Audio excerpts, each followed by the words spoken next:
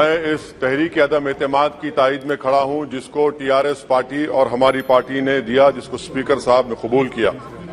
Sir, मैं 11 point आपके सामने रखूंगा जो मैं बताने की कोशिश करूंगा कि क्यों हम इस तहरीक अदम एतमाद की तायद में और मोदी हुकूमत की मुखालिफत में खड़े हैं। सर, हालिया दिनों में हमारे मुल्क में ट्रेन में एक वर्दी पोश दहशतगर्द ने अपने सीनियर मीना साहब का कत्ल करने के बाद ट्रेन के कंपार्टमेंट में जाकर नाम पूछकर, चेहरे पर दाढ़ी देखकर, कपड़े देखकर उनको कत्ल कर दिया और उसके बाद उसने कहा कि इस देश में रहना है तो मोदी को वोट देना पड़ेगा। मैं हुकूमत से जानना चाहूंगा कि क्या ये अक्सरियती तबके की एक्सट्रीमिज्म और रेडिकलाइजेशन की बेहतरीन मिसाल नहीं है, और अगर है तो फिर हुकूमत इस पर क्या करेगी। सर, हमारे आइन में, संविधान में लिबर्टी ऑफ कॉन्शियस को लिखा गया, तमहीद में, यानी जमीर की आजादी का जिक्र किया गया है। मैं हुकूमत से और खास तौर से वजीर आजम से जानना चाहता हूं कि कहां गया इस हुकूमत का जमीर, कॉन्शियस जिसको अंग्रेजी में कहते हैं, जब नूह में 750 इमारतों को बगैर ड्यू प्रोसेस फॉलो किए उनके इमारतों को मुनद्दम कर दिया गया, और इसलिए कि वो मुसलमान थे, पूरे के पूरे इलीगल थे। इसीलिए पंजाब की हाईकोर्ट और हरियाणा की हाईकोर्ट ने कहा कि ये एथनिक क्लेंसिंग है। इसकी एक बेहतरीन मिसाल है उस हुकूमत की। तीसरी है कि इस मुल्क में एक नफरत का माहौल, बल्कि आतिश को पैदा कर दिया गया, मुसलमानों के खिलाफ नफरत का माहौल। ये इनका 9 साल का इनका ये कारनामा है। तीसरा सर, मणिपुर के ताल्लुक से कल बड़ा लंबा जवाब वजीर दाखिला ने दिया।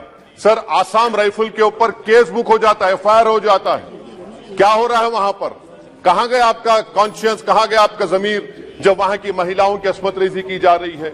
और आप मुख्यमंत्री को नहीं हटाना चाहते इसलिए क्योंकि वो कोऑपरेट कर रहा है। सर, मैं हरियाणा और मणिपुर के वजीर आला के लिए किसी शायर ने अच्छा कहा था कि कुर्सी है तुम्हारा ये जनाजा तो नहीं, कुछ कर नहीं सकते तो तर क्यों नहीं जाते। आखिर कहां गया? उन ताबूतों में खो गया कि आपका कॉन्शियस, आपका जमीर, जहां पर 50,000 लोग बेघर हो गए, यानी 6 लाख हथियारों को लूटा जा रहा है। आखिर कौन सा आप इंचार्ज वहां पर है? सर, चौथा पॉइंट, हिजाब को एक मसला बना दिया गया और मुस्लिम बच्चों को तालीम से महरूम कर दिया गया। क्या ये आपका लिबर्टी ऑफ कॉन्शियंस है? कहां गया आपका जमीर? सर, अभी आपने फाइनेंस मिनिस्टर साहबा ने कहा, यहां पर डीएमके के मोहतरमा कनीमोजी ने महाभारत का द्रौपदी का जिक्र किया। मैं ये पूछना चाहता हूं, बिल्किस बानो इस देश की बेटी है या नहीं? जिस बिल्किस बानो को 11 लोगों ने रेप किया, प्रेग्नेंट थी, उसकी मां का रेप किया, उसकी बेटी को कत्ल कर दिया, उसकी मां का कत्ल कर दिया, आपने कातिलों को रिहा कर दिया। ये आपका कॉन्शियंस है? ये आपका कॉन्शियंस है?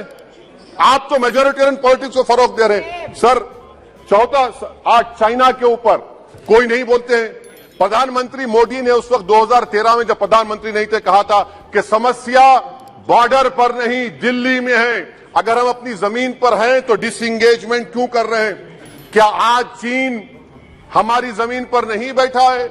क्या आज चीन से आप बातचीत कर रहे हैं? आप डिसएंगेजमेंट कर दिए, बताइए डीएस्केलेशन, डी इंडक्शन कब होगा? मैं आपके जरिए से हुकूमत को बता रहा हूं कि अगर प्रधानमंत्री ने अहमदाबाद में शी जिनपिंग को बुलाकर झूला झुलाया था, क्या हुआ? क्या नतीजा निकला उसका? चेन्नई दिखाया, क्या नतीजा निकला? सर, इसलिए चीन पर बोलिए, चीन को खार कर फेंकिए। सर, और एक पॉइंट जिस पर मैं मुखालिफ तायद में खड़ा हूं, हाई इन्फ्लेशन है इस मुल्क में, हाई अनएम्प्लॉयमेंट है, स्टैग्नेटिंग कंजम्पशन है। इसकी वजह से महिलाओं में हाई एनीमिया लीड कर रहा है। ये हुकूमत इसकी जिम्मेदार है। सर, कुलभूषण जाधव कहां है? पाकिस्तान में बैठा है, आप क्यों नहीं लेके आते? आप विश्वगुरु कहते हैं, कुलभूषण जाधव को भूल गए आप। कतर में 8 नेवी ऑफिसर 1 साल से जेल में हैं, आप नहीं ला सके उनको। सर, और एक चीज, 1991 का प्लेसेस ऑफ वर्शिप एक्ट इस ऐवान में पास किया गया था कि तारीख के जख्मों को नहीं खुरेदा जाएगा। आप खिरोद रहे हैं उनको। मैं आपको इंतबाह दे रहा हूं, वार्न कर रहा हूं, इस मुल्क को 90 के दहे में मत लेकर जाइए।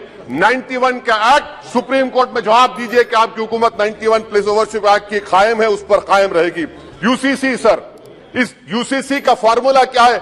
एक मुल्क में एक मजहब, एक कल्चर, एक जबान। ये तो डिक्टेटरों का फॉर्मूला है। भारत एक गुलदस्ता है, भारत एक मोजाइक है। यहाँ पर बेशुमार जबानें, बेशुमार मज़ाहिब बोले जाते हैं और हिंदू अनडिवाइडेड फैमिली में sir I am concluding 8 crore 75 Hindu खानदानों को 3,800 करोड़ डिडक्शन मिला। इसके बारे में आप क्या कहेंगे सर? मैं कंक्लूड करने से पहले आपको बताना चाह रहा हूं कि माइनॉरिटी वेलफेयर का बजट 40% कम कर दिया गया। पढ़ो प्रदेश प्री मैट्रिक स्कॉलरशिप कम कर दी गई। मौलाना आजाद फाउंडेशन खत्म कर दिया गया फेलोशिप, और इसकी वजह से 1,80,000 मुसलमान हायर एजुकेशन में गायब हो चुके हैं। सर मैं इख्तिताम में कह रहा हूं कि पसमानदा मुसलमान से प्रधानमंत्री को बड़ी मोहब्बत है। ये कौन सी आपकी मोहब्बत है पसमानदा, जो आपका एक मुसलमान मिनिस्टर नहीं है वहां पर? इखलाक से लेकर पीलू खान से लेकर अफान अंसारी से लेकर लुकमान अंसारी, मॉब लिंचिंग पूरे पसमानदा मुसलमान की होती है। पावरलूम बंद है अंसारियों के, कुरैश बरादरी का कारोबार बंद किया जाता है। स्पीकर सर, मैं कंक्लूजन में अभी कल हमारे होम मिनिस्टर ने कहा था क्विट इंडिया। अगर इनको मालूम हो जाए कि क्विट इंडिया का नारा एक मुसलमान ने दिया था तो वो भी नहीं बोलेंगे, वो नहीं मालूम था उनको। उसका मैं कंक्लूड कर रहा हूं, उसका नाम यूसुफ मेहर अली था सर। यूसुफ मेहर अली ने क्विट इंडिया का नारा बनाया, जिसको महात्मा गांधी ने सारे देश में एक पैगाम किया। मैं कंक्लूड कर रहा हूं सर, इस देश में अगर आज क्विट इंडिया करना है तो कहना पड़ेगा चाइना क्विट इंडिया। जो गौ रक्षक है जिसका नाम मोनू है, वो आपके लिए मोनू डार्लिंग बन गया है, उसको कहिए क्विट इंडिया। सर जो लोग तुष्टीकरण की राजनीति आप कर रहे हैं, आप हिंदू अक्सरियती लोगों में हथियार बांट रहे हैं, ये आप देश के लिए खतरा पैदा कर रहे हैं। Sir I am concluding. इसीलिए हम आपसे अपील कर रहे हैं कि हुकूमत से कह रहे हैं कि आप जो सियासत कर रहे हैं इससे नुकसान देश को होगा। प्रधानमंत्री जब खड़े होकर जवाब देंगे, हम उनसे पूछना चाह रहे हैं, पॉइंटेड क्वेश्चन है, क्या देश बड़ा है या हिंदुत्व गोलवालकर की आइडियोलॉजी बड़ी है? मैं इस तहरीक अदम एतमाद की तायद में खड़ा हूं और हुकूमत की मुखालिफत में। सर एक आधा मिनट सर, दो लोग दो महाज है इस मुल्क में, एक चौकीदार है एक दुकानदार है। एक चौकीदार एक दुकानदार है। जब जुल्म हम पे होता कोई मुंह नहीं खोलते।